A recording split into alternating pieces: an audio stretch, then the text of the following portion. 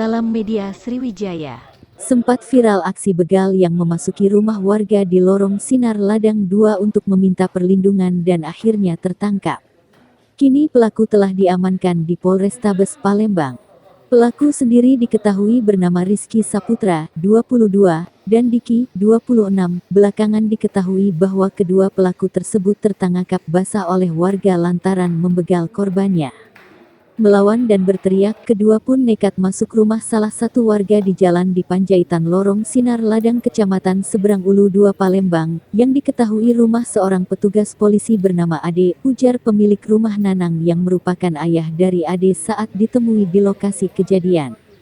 Adapun kronologis kejadian diungkapkan Kapolrestabes Palembang Kombes Polisi Moham Najib di halaman Polrestabes Palembang.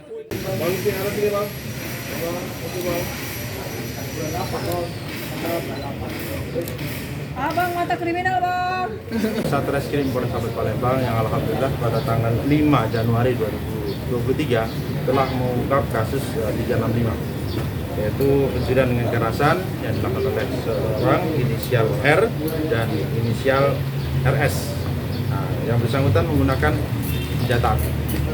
Dan pada saat yang pertama, jadi dalam satu hari itu dia melakukan 2 TKP. TKP pertama dengan hasil sepeda motor, yaitu yang dilaksanakan di TKP Tegramasda.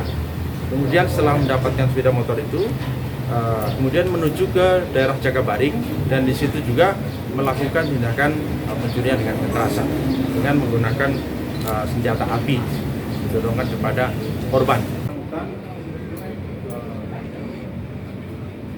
Membeli dari dua TKP.